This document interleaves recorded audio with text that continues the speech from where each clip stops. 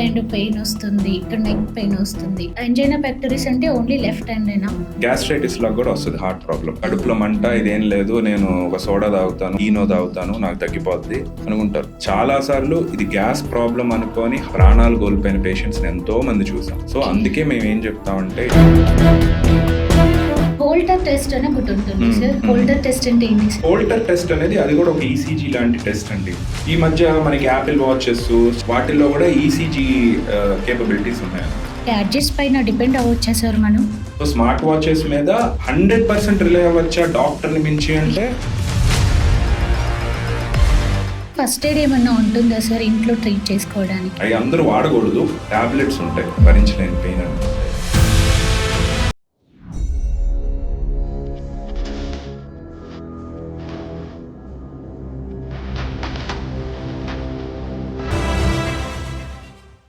నమస్తే, welcome to our channel. ఈరోజు మనతో పాటు ఉన్నారు doctor Rahul Chaudhary, interventional cardiologist, structural heart specialist, Apollo hospitals, Jubilee Hills. నమస్తే సార్. నమస్తే అండి. Welcome to Manam TV. Thank you అండి. మామూలుగా మీ దగ్గరికి వచ్చే పేషెంట్స్ ఎవరికైనా కార్డియాక్ రిలేటెడ్ ప్రాబ్లమ్స్ ఉన్న వాళ్ళకి మిమ్మల్ని అప్రోచ్ అయినప్పుడు మీరు ఫస్ట్ ప్రిఫర్ చేసే టెస్ట్లు ఏంటి అంటే 2D echo, TMT, coronary angiography and CT angiography and Holter test. చాలా మంది వెళ్ళి చేయించేసుకుంటారు. అసలు ఆ టెస్ట్ ఏంటో తెలీదు, దేనికి రాస్తారో తెలీదు. I think even me also, నాకు తెలీదు. అవుట్ ఆఫ్ 70% ఎవరికి తెలీదు, ఓన్లీ 30% వాళ్ళకి తెలుసు.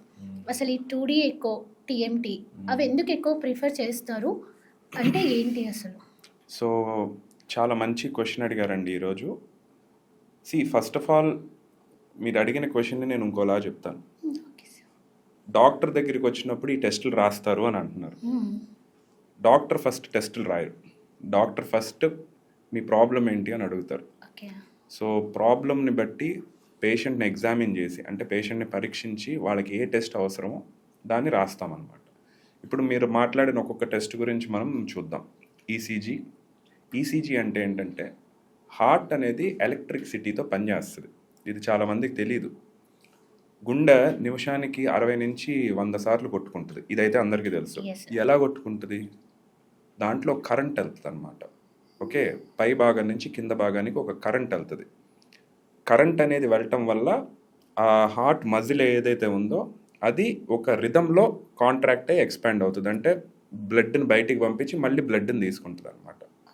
ఆ హార్ట్ యొక్క కరెంట్ ఎలా ఉంది అనేది పరీక్షించడం కోసం ఈసీజీ అనే టెస్ట్ చేస్తారనమాట.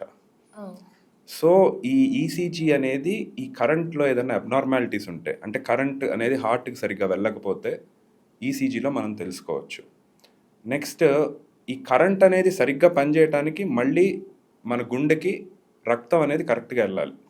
గుండెకి సంబంధించి ఏదైనా రక్తంలో లోటుపాట్లు ఉంటే కరెంట్ వెళ్ళే ఈ ప్రక్రియలో కూడా కొన్ని ఇబ్బందులు వస్తాయి. ఆ డ్యామేజ్ను కూడా మనం ఈసీజీలో చూడొచ్చు. సో ఈసీజీ ఈజ్ లైక్ ఒక మన హార్ట్ కరెంట్ అనేది ఎలా ఉంది, ఏదన్నా ఇబ్బందుల వల్ల ఈ కరెంట్ అనేది వెళ్ళటంలో ఏదన్నా తేడాలు ఉన్నాయా లేదా అదొకటి చెప్పుద్ది. బ్లడ్ సప్లైలో ఏదన్నా తేడాలు ఉన్నాయో లేదా అదనేది తెలుస్తుంది. అండ్ హార్ట్ అటాక్ అనే జబ్బు ఏదైతే ఉంటుందో అది తెలుసుకోవటానికి పేషెంట్ సిమ్టమ్స్తో పాటు అతి ముఖ్యమైన టెస్ట్ ఈసీజీ. ఓకే, సో అది ఈసీజీ యొక్క అవసరం. తర్వాత ఎకో ఎందుకు అడుగుతాం ఒక కార్డియాలజిస్ట్గా అంటే, ఎకో టెస్ట్ అనేది హార్ట్ పంపింగ్. ఇప్పుడు హార్ట్ అనేది ఒక పంప్ లాంటిది. ఇప్పుడు మీకు పంప్ అంటే ఇప్పుడు మనం ఇంట్లో నీళ్ల కోసం పంపులు వాడతాం. పంప్ పని ఏంటండి? గ్రౌండ్ నుంచి నీళ్లు తీసుకొని ఒక పవర్తో మన అందరం ట్యాప్లో వాడుకుంటాం కదా వాటర్, పంప్ చేయటం. అలానే హార్ట్ కూడా ఒక పంపు. దానికి కూడా right side, left side 2 chambers ఉంటాయి. రైట్ సైడ్ ఛాంబర్స్ ఏంటంటే మన కింద భాగం నుంచి రక్తం తీసుకొని హార్ట్లోకి పంపించి తర్వాత అక్కడి నుంచి ఊపిరితిత్తులు లంగ్స్కి వెళ్ళి, లంగ్స్లో మనం ఏదైతే శ్వాస ఆక్సిజన్ తీసుకుంటామో ఆక్సిజన్ని ప్యూరిఫై చేసి మళ్ళీ ఎడమ వైపు పంపిస్తుంది.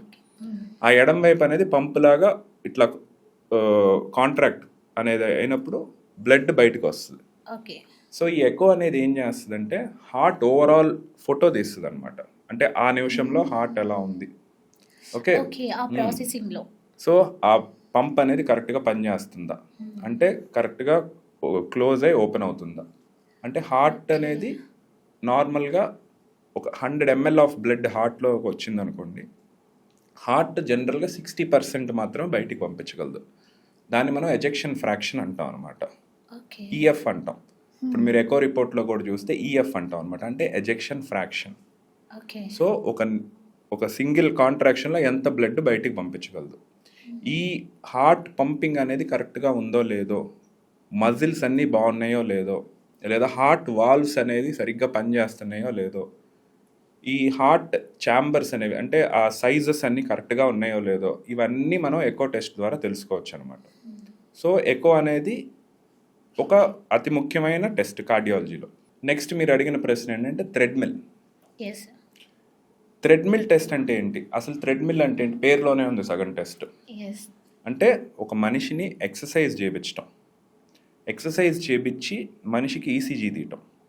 ఓకే, ఈ ఈసీజీలు తీస్తుంటే ఏమవుతుంది, ఈ ఎక్సర్సైజ్ చేస్తుంటే ఏమవుతుంది, నార్మల్గా ఇప్పుడు మీరు ఎక్సర్సైజ్ చేస్తున్నారు, ఫాస్ట్గా నడుస్తున్నారు లేదా పరిగెడుతున్నారు, ఏం అవసరం, మీ హార్ట్కి ఇంకా ఎక్కువ ఆక్సిజన్ అవసరం. ఆక్సిజన్ ఎలా వెళ్తుంది, రక్తం ద్వారా వెళ్తుంది అనమాట. ఓకే, సో ఈ థ్రెడ్మిల్ అనేది ఏం చెప్పుద్ది అంటే మనకి, మనం వేగంగా నడుస్తున్నా వేగంగా పరిగెడుతున్నా హార్ట్కి వెళ్ళే బ్లడ్ సప్లైలో ఏదన్నా తేడాలు ఉన్నాయో లేదో ఐడెంటిఫై చేయడానికి ఉపయోగపడుద్ది అనమాట. ఒకవేళ తేడాలు ఉంటే ఆ తేడాలు అనేది ఈసీజీ రూపంలో ప్రతి 3 నిమిషాలకి మనం స్టేజెస్ ఉంటాయి థ్రెడ్మిల్లో, ప్రతి 3 నిమిషాలకి ఆ స్టేజ్ తర్వాత ఈసీజీ తీసి తేడాలని గమనించవచ్చు. సో థ్రెడ్మిల్ అనేది ఒక స్ట్రెస్ టెస్ట్.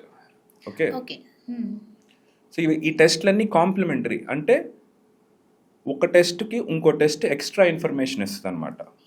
ఓకే, ప్లస్ ఈ టెస్ట్లు అనేది ఎట్లా, పేషెంట్ సిమ్టమ్స్ని బట్టి, అవసరాన్ని బట్టి, పేషెంట్ యొక్క కండిషన్ని బట్టి యాజ్ అ డాక్టర్గా మనం డిసైడ్ చేస్తాం. సో నెక్స్ట్ మీరు అడిగిన టెస్ట్ ఏంటి, యాంజియోగ్రామ్. యాంజియోగ్రామ్ అనేది it is a test where heart యొక్క, ఇప్పుడు యాంజియోగ్రామ్ అంటే ఏం లేదండి, ఇప్పుడు సిటీ స్కాన్ ఉంది కదా మీకు, సిటీ స్కాన్ ఎక్స్రేస్ చూస్తారు. హార్ట్ యొక్క బ్లడ్ వెజల్స్, హార్ట్కి కూడా ఇప్పుడు అన్ని అవయవాల్లాగా హార్ట్కి కూడా బ్లడ్ వెజల్స్ వెళ్ళడం important. Even though heart blood బయటికి పంపిస్తున్నా, హార్ట్కి కూడా మరి అది నిమిషానికి 60 నుంచి 70 సార్లు పనిచేస్తుందంటే దానికి కూడా ఆహారం అవసరం. సో ఆహారం కోసం దానికి కూడా రక్తనాళాలు వెళ్తాయి. ఆ రక్తనాళాలు సరిగ్గా వెళ్తున్నాయా లేదా, ఆ రక్తనాళాల్లో ఏదైనా బ్లాక్స్ ఉన్నాయా, లేదా ఆ రక్తనాళాల్లో ఏదైనా ఇబ్బందులు ఉన్నాయా అనే పరీక్షే యాంజియోగ్రామ్. సో ఈ యాంజియోగ్రామ్ మళ్ళీ 2 పద్ధతులుగా చేస్తాం. ఒకటి సిటీ స్కాన్ లాగా చేస్తాం అనమాట, ఇంకోటి క్యాత్ ల్యాబ్, అంటే హాస్పిటల్లో క్యాత్ ల్యాబ్ చేసి క్యాత్ ల్యాబ్లో కరోనరీ యాంజియోగ్రామ్ అని ఇంకోటి చేస్తాం. City coronary angiography and coronary angiography రెండు డిఫరెంట్ సార్? సో 2 ఒకే ఇన్ఫర్మేషన్ ఇస్తాయి దాదాపు. ఓకే, సిటీ యాంజియోగ్రామ్ ఏంటంటే పేషెంట్కి ఏమి అంటే సూదులు ఏమి వేయకుండా, అంటే లైక్ లోపలికి ఏమి ట్యూబ్స్ అవి ఇంజెక్షన్స్ రెండిట్లో ఉంటాయి, ట్యూబ్స్ ఏమి వేయకుండా చేసేది city angiogram. Coronary healthy person కి, అంటే హెల్దీ పర్సన్ అన్హెల్దీ పర్సన్ అనేది it is the wrong understanding. దాన్ని మనం ఎలా చూడాలంటే, కొన్ని కండిషన్స్లో మనకి సిటీ యాంజియోగ్రామ్ అవసరం, కొన్ని కండిషన్స్లో కరోనరీ యాంజియోగ్రామ్ మాత్రమే చేయాలి. Okay, depends on patient and depends on the condition. ఇప్పుడు కరోనరీ యాంజియోగ్రామ్ అనేది ఎప్పటి నుంచో ఉంది, అది గోల్డ్ స్టాండర్డ్. ఇప్పుడు సిటీ యాంజియోగ్రామ్లో కూడా మనకి ఏదైనా ప్రాబ్లం ఉంది అని తెలిస్తే దాన్ని ఇంకా కన్ఫర్మ్ చేసుకోవటానికి కరోనరీ యాంజియోగ్రామ్ తప్పనిసరిగా చేయాలి. అంటే ఇప్పుడు కొత్త జనరేషన్ సిటీ స్కాన్స్ వస్తున్నాయి కొన్ని, అవి ఆల్మోస్ట్ కరోనరీ యాంజియోగ్రామ్ ఇచ్చేంత ఇన్ఫర్మేషన్ ఇస్తున్నాయి. ఇచ్చినా కూడా జనరల్గా సిటీ యాంజియోగ్రామ్లో ఏదైనా మేజర్ ప్రాబ్లం మనం ఐడెంటిఫై చేస్తే దాన్ని కన్ఫర్మ్ చేసుకోవడానికి మనం కరోనరీ యాంజియోగ్రామ్ అనే టెస్ట్ చేస్తాం అన్నమాట. అండ్ హోల్టర్ టెస్ట్ అని ఒకటి ఉంటుంది సార్, అది కూడా ప్రిఫర్ చేస్తారు. హోల్టర్ టెస్ట్ అంటే ఏంటి సార్? సో హోల్టర్ టెస్ట్ అనేది అది కూడా ఒక ఈసీజీ లాంటి టెస్ట్ అండి. ఇప్పుడు మీకు ఈసీజీ తీస్తే ఆ నిమిషంలో, అంటే ఈసీజీ తీసే టైంలో మీ హార్ట్ యొక్క కరెంట్ ఎలా ఉన్నదని మాత్రం తెలుస్తుంది. కొన్నిసార్లు డాక్టర్ దగ్గరికి కానీ హాస్పిటల్ దగ్గరికి కానీ వచ్చినప్పటికి మీకు సిమ్టమ్స్ ఉండకపోవచ్చు, మీకు ఇంట్లో సిమ్టమ్స్ ఉండొచ్చు, లేదా మీరు వర్క్లో సిమ్టమ్స్ ఉండొచ్చు, నిద్రపోయేటప్పుడు సిమ్టమ్స్ ఉండొచ్చు.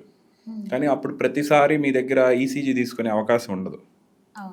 ఓకే, ఇలాగా ఎప్పుడన్నా సిమ్టమ్స్ అనేది పేషెంట్స్కి ఎక్స్ప్రెస్ చేస్తున్నారు, సార్ నాకు ఇంట్లో రాత్రిపూట పలానా టైంలో నాకు గుండె దడగా ఉంది, లేదంటే అవును నాకు సార్. కొంచెం కొన్నిసార్లు. తల డిమ్గా అనిపిస్తుంది, ఏదన్నా హార్ట్కి సంబంధించిన రిథమ్ అబ్నార్మాలిటీస్ డాక్టర్ సస్పెక్ట్ చేస్తే బాడీకి ఒక 24 గంటల నుంచి ఆల్మోస్ట్ ఒక వారం వరకు ఈ హోల్టర్ అనేది కనెక్ట్ చేస్తారనమాట. అంటే it is on the go ECG. Okay. So పేషెంట్తో పాటు ఈసీజీ ఎప్పుడు ఉంటుంది అనమాట. హుహు. సో దాంట్లో ఏంటంటే మనకి ఇబ్బందులు అనేది ఏ టైంలో వచ్చినాయి, ఇబ్బందులు ఎలా వచ్చినాయి అనేది డాక్టర్కి ఒక బ్లూ ప్రింట్ ఇస్తుంది. ఓకే. హ్మ్. ఈ మధ్య మనకి యాపిల్ వాచెస్, చాలా స్మార్ట్ వాచెస్ ఇవన్నిట్లో యెస్. ఉన్నాయి. వాటిల్లో కూడా ఈసీజీ కేపబిలిటీస్ ఉన్నాయన్నమాట. ఓకే. సో కొంతమందికి మనం ఏం చెప్తాం, ఈ హోల్టర్ అనేది రోజు వేసుకోవడం కుదరదు. సార్ మీ దగ్గర ఏదైనా స్మార్ట్ వాచెస్ కానీ ఏమన్నా ఉంటే వాటికి ఈసీజీ తీసే ఫెసిలిటీ ఉంటే మీకు ఇబ్బంది అనిపించినప్పుడు ఒక్కసారి దాంట్లో ఈసీజీ మోడ్ యాక్టివేట్ చేసి ఈసీజీ మీరు ఐడెంటిఫై చేయండి. దాని ద్వారా ఏదైనా ప్రాబ్లం ఉంటే ఆ టైంలో మాకు మీరు చెప్తే మేము ఆ ఈసీజీ రీడింగ్ చూసి మేము ఆ ప్రాబ్లమ్ని కన్ఫర్మ్ చేస్తామని చెప్తాం. ఆ గ్యాడ్జెట్స్ పైన డిపెండ్ అవ్వచ్చా సార్ మనం? డెఫినెట్లీ అండి, కొన్ని స్టడీస్ కూడా ఉన్నాయి దీని మీద, గ్యాడ్జెట్స్ మీద. యాపిల్ వాచ్ మీద ఎన్ఈజేఎం, అంటే ఎన్ఈజేఎం అనేది new England journal of medicine, అది ఒక అతిపెద్ద జర్నల్ అనమాట. జర్నల్ అంటే మెడికల్ లిటరేచర్. సో దాంట్లో కూడా దీని మీద స్టడీ చేశారనమాట కొన్ని వేల మంది పేషెంట్స్లో. అండ్ చాలామందికి ఈ స్మార్ట్ వాచెస్లో ఏదైతే ఈసీజీ ఇబ్బందులు అవన్నీ చూస్తున్నారో క్లినికల్గా వ్యాలిడేట్ కూడా చేశారనమాట. సో స్మార్ట్ వాచెస్ మీద 100% రిలే అవ్వచ్చా డాక్టర్ని మించి అంటే Yes, sir. It is definitely not possible. Of course. But it can be a emergency diagnostic tool. Yes. ఎప్పుడన్నా అవసరం వచ్చినప్పుడు ఎమర్జెన్సీలో దాన్ని మనం వాడుకోవచ్చు అనమాట. ఓకే.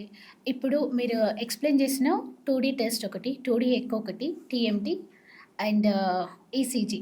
ఈ 3 వాటిని బట్టి ఏంటి అంటే నార్మల్‌గా హెల్తీ పర్సన్ కూడా ఆ టెస్ట్‌లు బేసిక్‌గా చేయించుకోవచ్చు అని అనుకుంటున్నాను. అది ఓకేనా సార్? సో ఇందులో కొన్ని టెస్ట్లు ఎవరైనా చేయించుకోవచ్చండి. ఇప్పుడు ఈసీజీ ఉందనుకోండి, ఇప్పుడు మనం రొటీన్గా బయట చూస్తూ ఉంటున్నాం అనమాట, యాన్యువల్ హెల్త్ ప్యాకేజెస్ అని, లేదా ఒక వయసు దాటిన వాళ్ళు రెగ్యులర్గా హెల్త్ చెకప్స్ చేయించమని మనం రెగ్యులర్గా చూస్తూ ఉన్నాం అనమాట.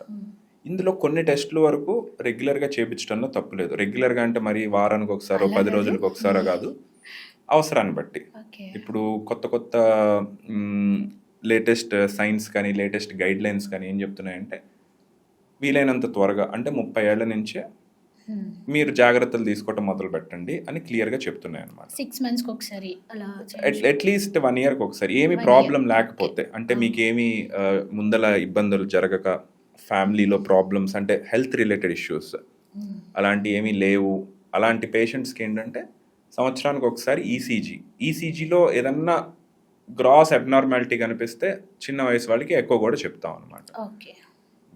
ఎకో ఈసీజీ దాదాపు సరిపోతాయండి. వీటికి మించి ఇంకా పేషెంట్స్కి ఏదన్నా మనం సిమ్టమ్స్ ఐడెంటిఫై చేస్తున్నాం అనుకోండి, అప్పుడు మనం థ్రెడ్మిల్ అడుగుతాం. ఓకే. థ్రెడ్మిల్లో కూడా మనకి ఏదన్నా తేడాలు తెలుస్తున్నాయంటే అప్పుడు మనం ఈ సిటీ స్కాన్స్ XYZ వాటికి వెళ్తాం. ఓకే. ఇప్పుడు మీరు వెస్ట్రన్ గైడ్ లైన్స్ ఉంటాయి కొన్ని, అంటే అమెరికా, యూరోపియన్ గైడ్ లైన్స్ ఉంటాయి, రీసెర్చ్ వాళ్ళు ఆ కంట్రీస్లో చాలా వరకు థ్రెడ్మిల్ వాడటం ఆపేశారనమాట. ఓకే. ఎందుకంటే they feel that city is a better diagnostic test. Okay. And but అన్ని చోట్ల అది మనం వాడచ్చు అంటే ఈ భారతదేశం లాంటి మంది చాలా పెద్ద కంట్రీ అండ్ అందరూ చేయించుకోలేరు దాన్ని, కాస్ట్ కూడా ఎక్కువ ఉంటుంది.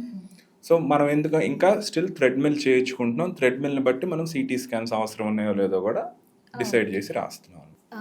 ఇంకొకటి ఏంటి అంటే హార్ట్ ఎన్లార్జ్మెంట్, హార్ట్ సైజ్ పెరగడము తగ్గడము, ఇది నిజంగా పాసిబుల్ అవుతుందా సార్? ఓకే, ఇప్పుడు మీరు అడిగిన క్వశ్చన్ని నేను సింప్లిఫై చేస్తాను. హార్ట్ అనేది ఒక మజిల్ అండి, హార్ట్ కూడా మజిలే. ఇప్పుడు మీరు జిమ్కి వెళ్తారు, ఓకే, జిమ్కి వెళ్ళి బాగా వర్కౌట్ చేస్తే ఏమవుతుంది, మజిల్ పెరుగుద్ది, అంటే మజిల్ థిక్నెస్ పెరుగుద్ది. ఓకే.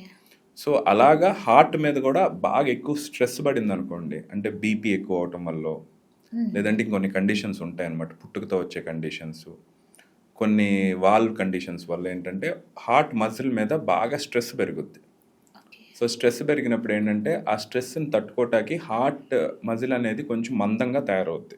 అదొక రకమైన హార్ట్ ఎన్లార్జ్మెంట్. ఓకే. ఇంకో రకమైన హార్ట్ ఎన్లార్జ్మెంట్ ఏంటంటే, ఇప్పుడు మీరు ఒక బెలూన్ తీసుకోండి. బెలూన్ అనేది రబ్బర్తో చేస్తాం అనమాట. రబ్బర్కి ప్లాస్టిసిటీ అని ఉంటుంది. అంటే మనం స్ట్రెచ్ చేసే కొద్దీ స్ట్రెచ్ అవుతుంది.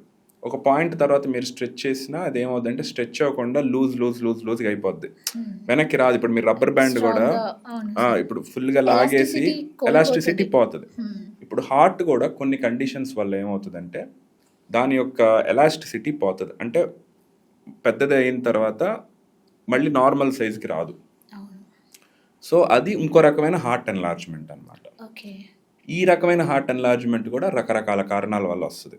ఒకటి బ్లడ్ సప్లై తక్కువైతే వస్తుంది, కొంతమందికి పుట్టుకతో వచ్చే ప్రాబ్లమ్స్ వల్ల వస్తుంది, కొంతమందికి వాల్వ్ రిలేటెడ్ ప్రాబ్లమ్స్ వల్ల వస్తుంది, కొంతమందికి ఇంకా వేరే చాలా కారణాలు ఉంటాయి, ఇన్ఫెక్షన్స్ అని ఇంకా ఇంకా రకరకాల కారణాలు ఉంటాయి. సో హార్ట్ ఎన్లార్జ్మెంట్ అనేది మనం చూస్తూ ఉంటాం రెగ్యులర్గానే.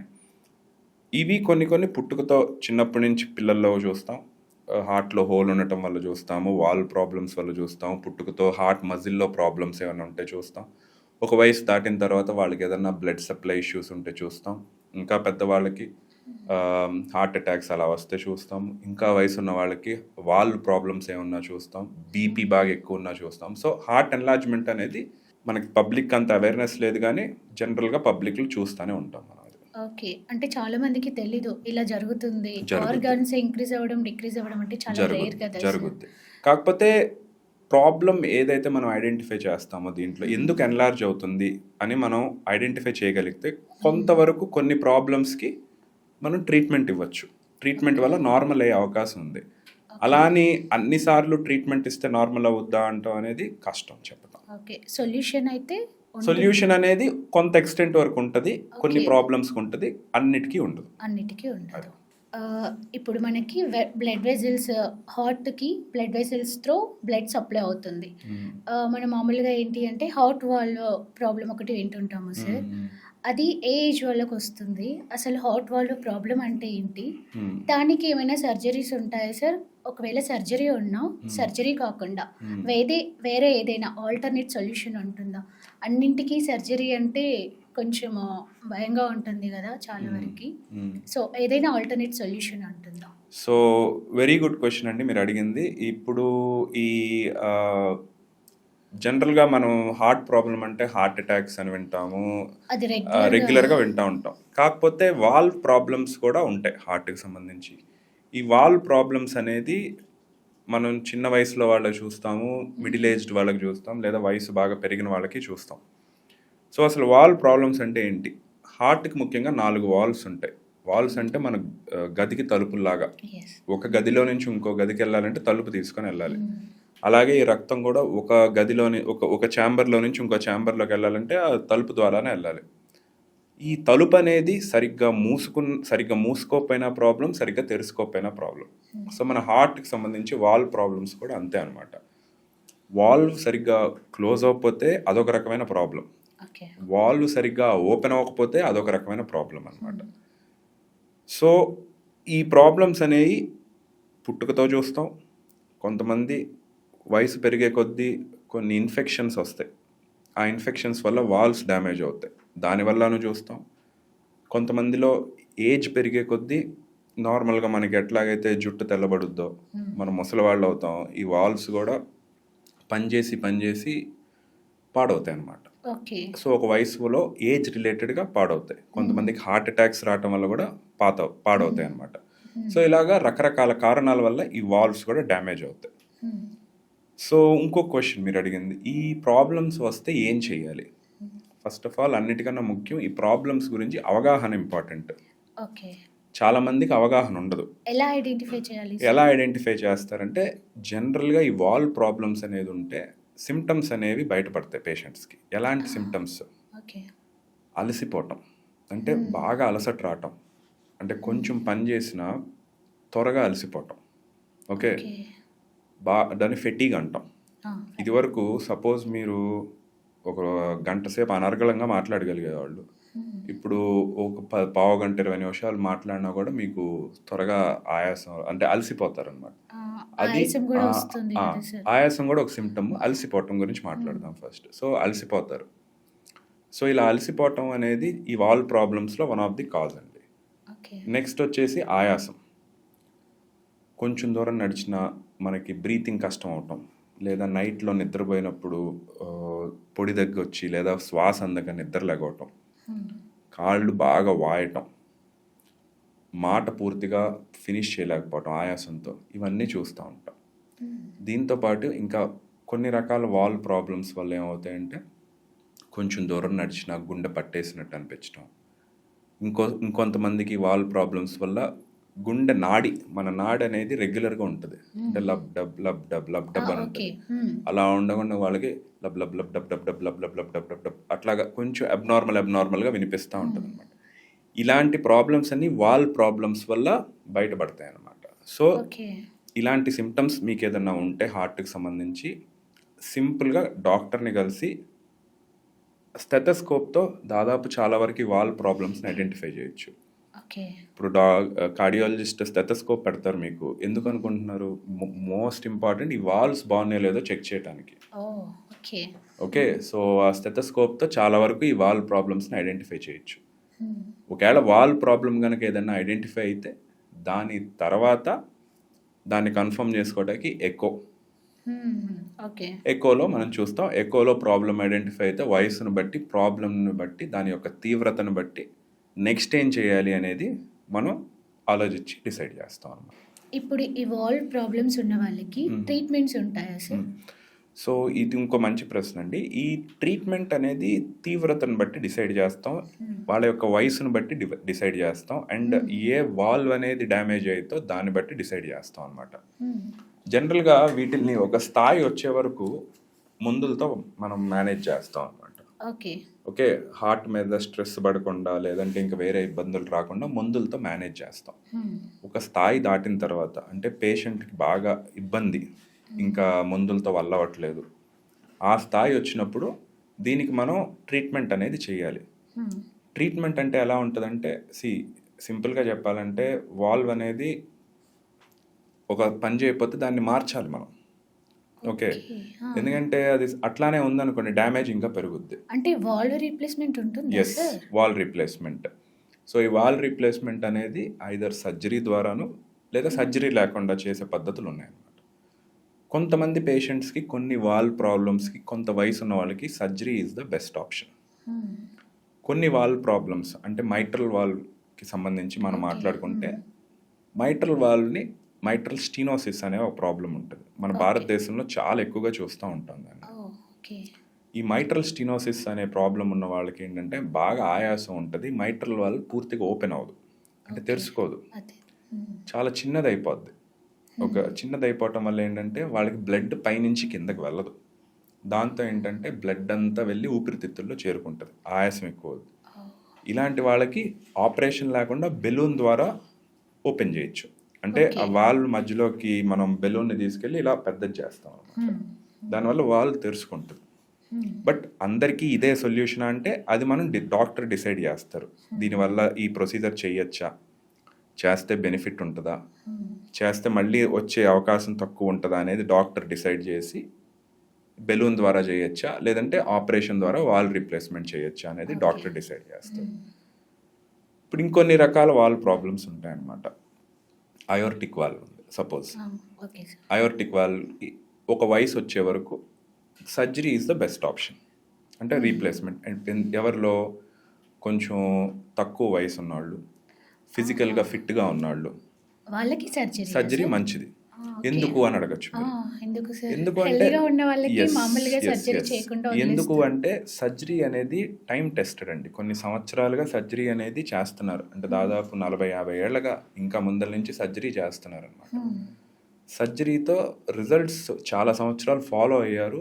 అండ్ సర్జరీ చేసేటప్పుడు ఏంటంటే డైరెక్ట్గా మనం ఆ వాల్వ్ని చూసి దాన్ని నీట్గా చేయొచ్చు.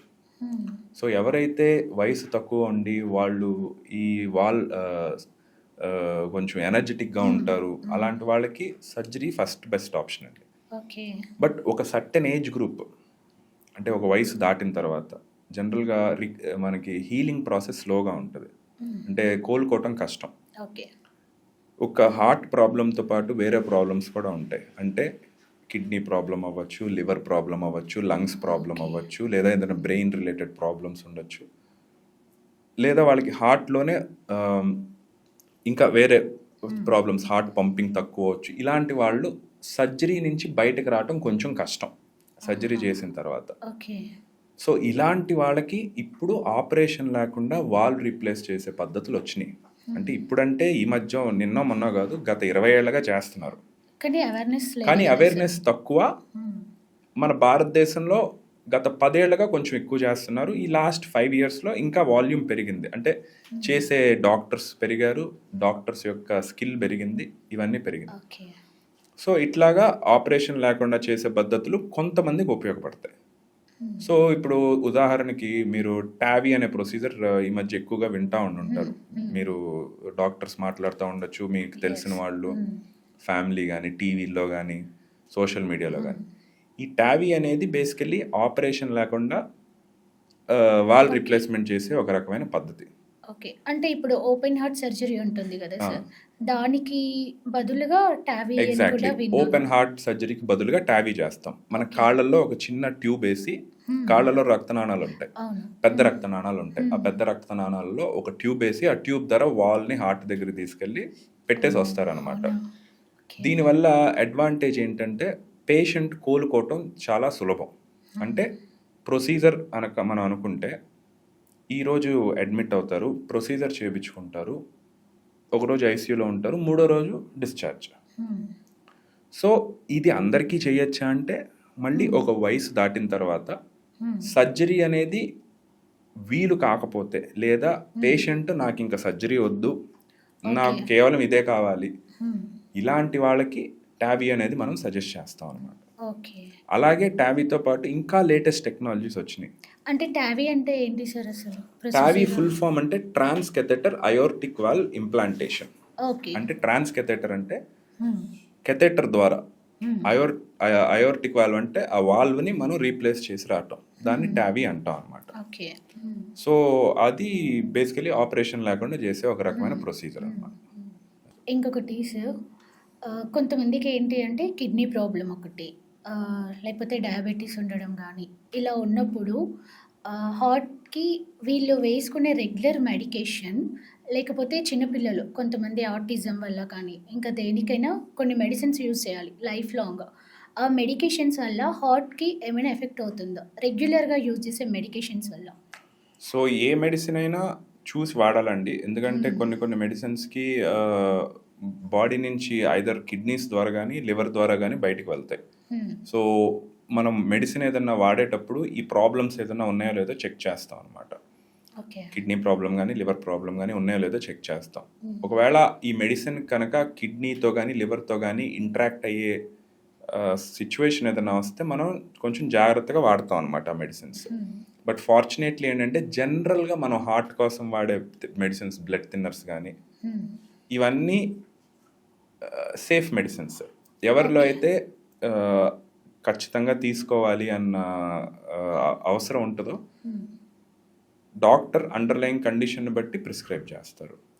సో లైఫ్ లాంగ్ తీసుకోవాలా లేదా అన్నది క్వశ్చన్కి ఏంటంటే అవసరాన్ని బట్టి, ఒకవేళ అవసరం ఉంటే తీసుకోవాలి తప్పదు, అవసరం లేకపోతే మనం చూసుకొని దాన్ని ఆపేయచ్చు. ఓకే. ఇంకొకటి సార్, యాంజైనా పెక్టోరిస్ ఏంటి అంటే లెఫ్ట్ హ్యాండ్ పెయిన్ వస్తుంది, మామూలుగా ఇక్కడ నెక్ పెయిన్ వస్తుంది, అది ఫైండ్ అవుట్ చేయడం ఎలా సార్? మామూలుగా హార్ట్కి ఓన్లీ యాంజైనా పెక్టోరిస్ అంటే ఓన్లీ లెఫ్ట్ హ్యాండేనా, రైట్ హ్యాండ్ అలా ఏమైనా డిఫరెన్సెస్ ఉంటాయా? సో యాంజైనా అంటే ఏంటి? ఫస్ట్ యాంజైనా అంటే pain. Okay, pain due to blood vessels supplying to the heart, దాని యాంజైనా. పెక్టోరిస్ అంటే దీన్ని పెక్టరల్ మజిల్ అంటాం. సో ఇక్కడ పెయిన్ వస్తుంది, దీన్ని యాంజైనా పెక్టోరిస్ అంటాం.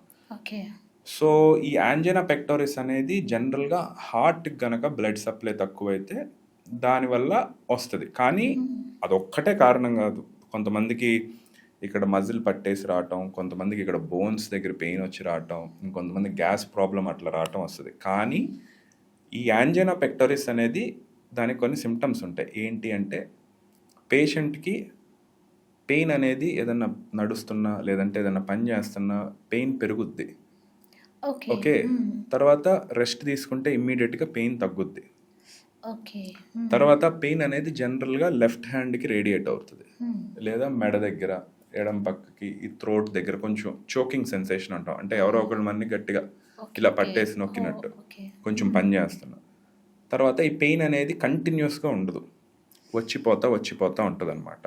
ఆహా! ఓకే. ఓకే. నెక్స్ట్ కొన్ని టాబ్లెట్స్ ఉంటాయి, సార్బిట్రేట్ అంటాం మనం. సారీ. నాలుగు కింద పెట్టుకుంటే ఈ పెయిన్ తగ్గుద్ది. సారీ. సో దీన్ని మనం యాంజినా పెక్టోరిస్ అంటాం అనమాట. హ్మ్. సో జనరల్గా మనం ఏం చేస్తాం చాలాసార్లు, కాకపోతే ఈ హార్ట్కి సంబంధించి ప్రతిసారి ఇట్లానే వస్తుందా అంటే రాదు. హ్మ్. మెజారిటీ టైమ్స్ ఇట్లానే వస్తుంది. కాకపోతే చాలాసార్లు గ్యాస్ట్రైటిస్ లాగా కూడా వస్తుంది హార్ట్ ప్రాబ్లం. అంటే మనకి ఇక్కడ కడుపులో మంటలాగా.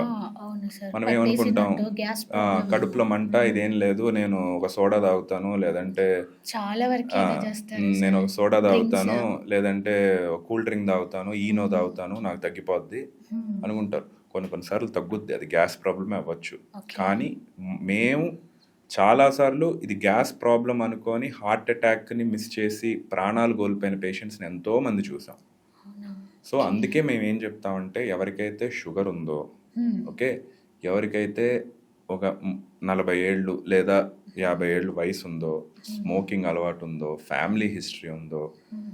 ఈ ప్రాబ్లం రాకముందు కొంచెం నడుస్తున్నా గుండె పట్టేసినట్టు లేదా త్వరగా అలసిపోవటం అలా అనిపిస్తుందో, ఇట్లాంటి గ్యాస్ ప్రాబ్లం ఏదైనా వస్తున్నా నెగ్లెక్ట్ చేయకుండా దగ్గరలో ఉన్న ఒక హాస్పిటల్కి వెళ్ళి ఒక సింపుల్ ఈసీజీ అని ఒకసారి చెకప్ చేయించండి ఓకే. అని చెప్తాం. దాంతో మనం చాలా వరకు ఈ రకమైన హార్ట్ ప్రాబ్లమ్స్ని కనుక్కోవచ్చు, దానివల్ల ప్రాణాలు కాపాడచ్చు అనమాట. ఓకే. ఎంజైనా పెక్టోరిస్ అయితే కంటిన్యూస్ పెయిన్ ఉండదు. కంటిన్యూస్గా ఉండదు. అప్పుడు ఒకసారి ఎస్. ఎప్పుడో వస్తుంది. అంటే పని చేసేటప్పుడు పని చేసేటప్పుడు. వస్తుంది. పెయిన్ కూడా కంటిన్యూస్గా ఉండదు అనమాట. ఓకే. చాలా మంది ఇదొక భయం ఉంటుంది, నా లెఫ్ట్ హ్యాండ్ పెయిన్ వచ్చేస్తుంది అని. So okay. చాలామంది లెఫ్ట్ హ్యాండ్ పెయిన్ వచ్చేస్తుంది అనుకుంటారు. ఒక రకంగా నేను వాళ్ళని అప్రిషియేట్ చేస్తాను, ఎందుకంటే అట్లీస్ట్ వాళ్ళకి అవగాహన ఉంది. Yes sir. ఏంటి ఈ ప్రాబ్లం అనేది హార్ట్ ప్రాబ్లం వల్ల అయి ఉండొచ్చు అని అవగాహన ఉండటం మంచిదే. ఏముంది, వస్తారు హాస్పిటల్కి, ప్రాబ్లం లేదు అనుకొని హ్యాపీగా వెళ్ళిపోతారు. అలా కాకుండా పెయిన్ వస్తున్న దాన్ని నెగ్లెక్ట్ చేసి గోటితో పోయేదాన్ని గొడ్డల దాకా తెచ్చుకుంటా ఉంటారు. అలా ఉన్న వాళ్ళని మనం ఏం చేయలేము. దీనికి ఫస్ట్ ఎయిడ్ ఏమన్నా ఉంటుందా సార్ ఇంట్లో ట్రీట్ చేసుకోవడానికి? సో అది కరెక్ట్ ఫస్ట్ ఎయిడ్ అనేది జనరల్గా ఫస్ట్ ఆఫ్ ఆల్ ప్రాబ్లమ్ని ఐడెంటిఫై చేసుకోవడమే నన్ను అడిగితే ఫస్ట్ ఎయిడ్ అంటే. ఓకే. ఒకవేళ ప్రాబ్లమ్ని ఐడెంటిఫై చేసిన తర్వాత మీకు కనుక మెడికల్ ఫెసిలిటీస్ ఏమీ లేవు అనుకోండి, బాగా పెయిన్ ఎక్కువ వస్తుంది, ఆ పెయిన్ భరించలేని పెయిన్ అనుకుంటే, జనరల్గా టాబ్లెట్స్ ఉంటాయి, అవి అందరూ వాడకూడదు. బట్ ఇంక ఇఫ్ నాట్ బట్ సిచ్యువేషన్స్లో అనమాట.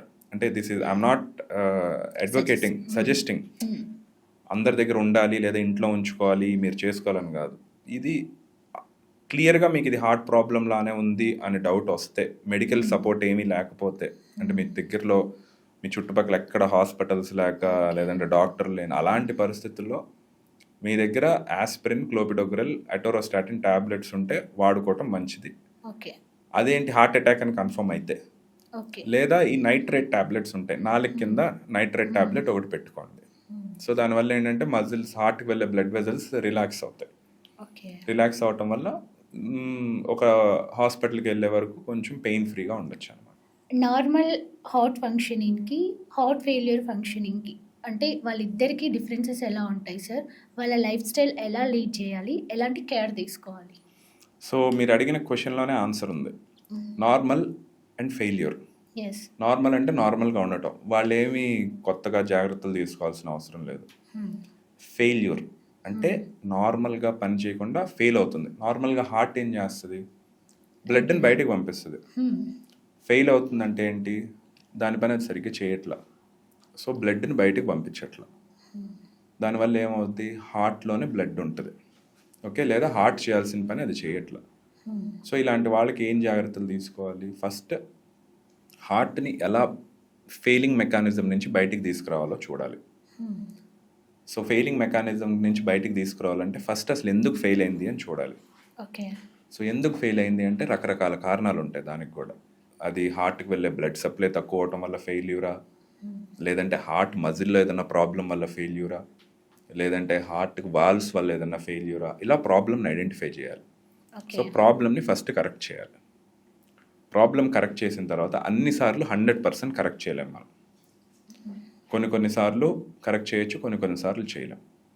సో కరెక్ట్ చేయగలిగినా కరెక్ట్ చేయలేకపోయినా most important thing medicines. Heart ఫెయిల్యూర్కి సంబంధించి 4 మెడిసిన్స్ ఉంటాయి. హార్ట్ పంపింగ్ తక్కువైతే దాని heart failure with reduced ejection fraction అంటాం. దానికి ఒక 4 పిల్లర్స్ అంటాం అనమాట.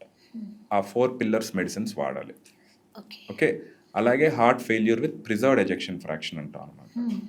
దానికి ఇంకో రకమైన ట్రీట్మెంట్ ఉంటుంది, వెయిట్ తగ్గటం. ఓకే. దానికి కొన్ని రకాల మెడిసిన్స్ ఉంటాయి అన్నమాట. నెక్స్ట్ డాక్టర్గా మేము చేయాల్సిన పని మేము చేసిన తర్వాత, అంటే ప్రాబ్లమ్ ఐడెంటిఫై చేసి ట్రీట్మెంట్ ఇచ్చి మెడిసిన్స్ రాసిన తర్వాత పేషెంట్స్ నుంచి మేము ఏం ఎక్స్పెక్ట్ చేస్తాం జాగ్రత్తలు హార్ట్ ఫెయిల్యూర్లో.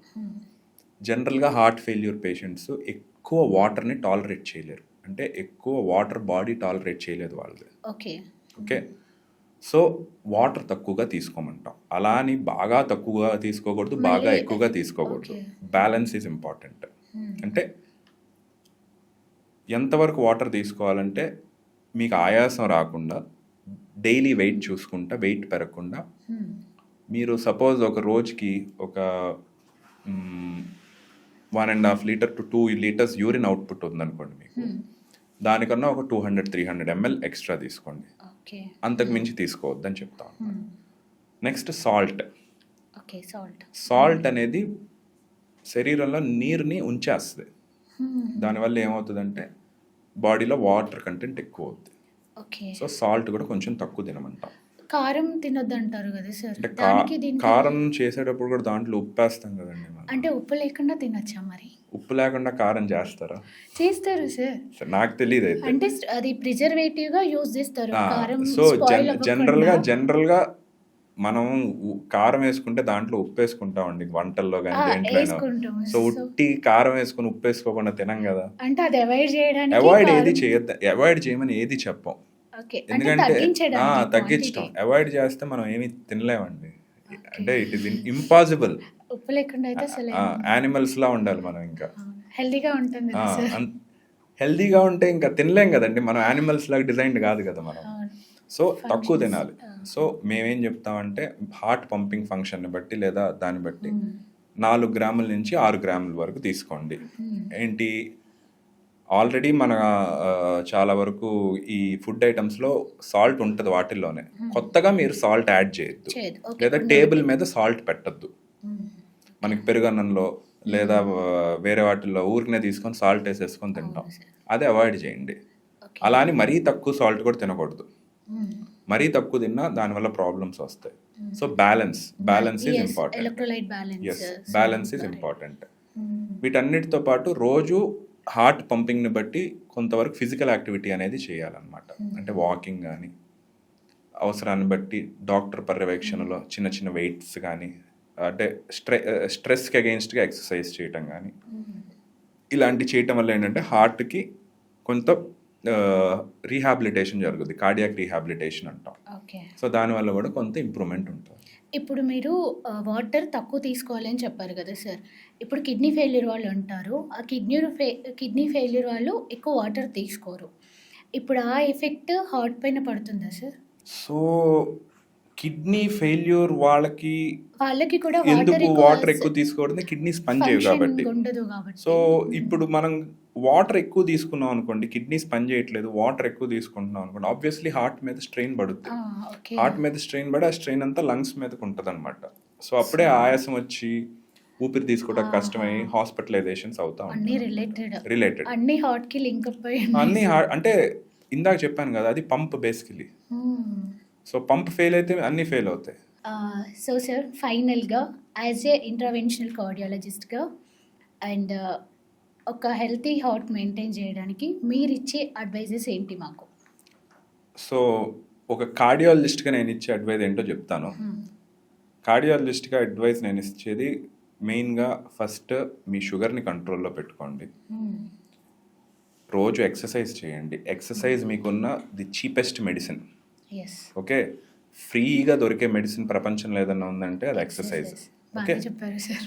ఓకే, సో దాని తర్వాత స్లీప్, ఓకే, నిద్ర. అది కూడా నిద్ర చాలా ఇంపార్టెంట్. వీలైనంత వరకు స్ట్రెస్ తగ్గించుకోండి. ఒకవేళ స్ట్రెస్ కనుక ఉంటే దానికి తగ్గించుకోవటానికి మార్గాలు ఏంటో వెతుక్కోండి. అది మెడిటేషన్ అంటారా, ఎక్సర్సైజ్ అంటారా, ఏదైనా చూసుకోండి. ఏదైనా నచ్చిన వర్క్. నచ్చిన పని చేయండి. నెక్స్ట్ అన్నిటికన్నా ముఖ్యం మంచి సోషల్ రిలేషన్షిప్స్. ఓకే, సో మీరు మీ చుట్టుపక్కల వాళ్ళతో Healthy ప్రశాంతంగా ఉండండి. relationships. హెల్దీ రిలేషన్షిప్స్ మెయింటైన్ చేయండి. ఇంకా దీని తర్వాత ఒక వయసు వచ్చిన తర్వాత రెగ్యులర్ హెల్త్ చెకప్స్ చేయించుకోండి. ఓకే, 30 ఇయర్స్ నుంచే స్టార్ట్ చేయాలి. ఓకే, 30 ఇయర్స్ నుంచి సంవత్సరానికి ఒకసారన్నా మీ బ్లడ్ టెస్ట్లు, ఈసీజీ ఇలాంటి బేసిక్ టెస్టులు చేయించుకోండి. ఈ సింపుల్ ఇప్పుడు మనం మాట్లాడుకున్న అతి ముఖ్యమైన హార్ట్ ప్రాబ్లమ్స్ ఏవైతే ఉన్నాయో వాటికి సంబంధించిన టెస్ట్ సిమ్టమ్స్ని మీ మనసులో పెట్టుకోండి. ఏదన్నా డౌట్ వచ్చినప్పుడు వీలైనంత వరకు సొంత వైద్యాలు చేసుకోవద్దు. గోటితో పోయేదాన్ని గొడ్డల దాకా తెచ్చుకోవద్దు. Okay, this will be my suggestion as a cardiologist. Okay. Thank you sir. Thank you so much for sharing your knowledge. Thank you అండి, thanks. Happy to be. Thank you.